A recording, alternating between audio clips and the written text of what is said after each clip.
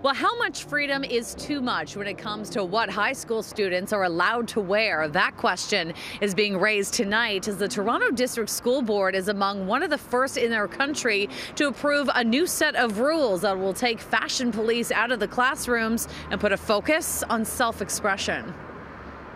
So the shoulders are coming out in September. Yeah, and I don't have to be like, oh, I hope no one sees me.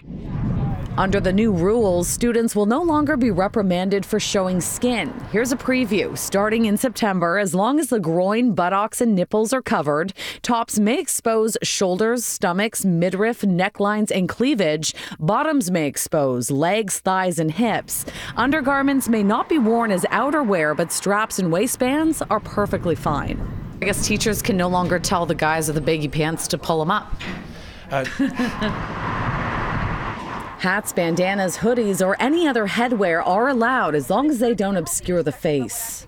The dress code itself, the policy, really sets a foundation that student dress is a decision and choice that is based in a discussion that happens between students, their parents, and their guardians. Right now, the TDSB has a broad and basic dress code. It's then up to individual schools to customize the policy.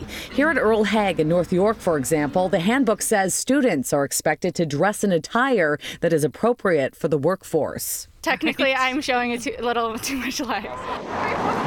The new dress code will be a blanket policy for all schools across the board, and not surprisingly, students are loving it.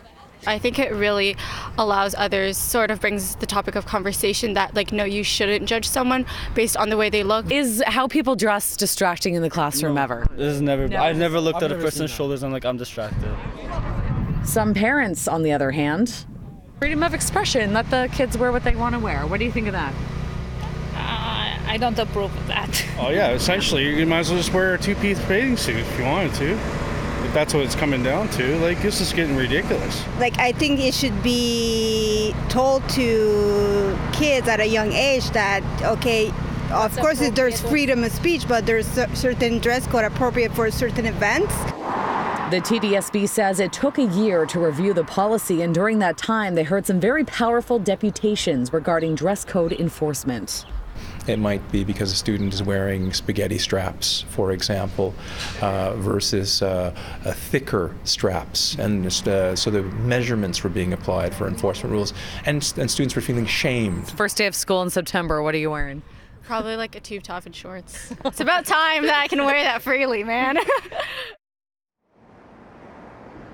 Now, things that are banned under the new dress code include any article of clothing that promotes rude, vulgar, offensive, discriminatory, homophobic, or racist language. The new dress code starts in September.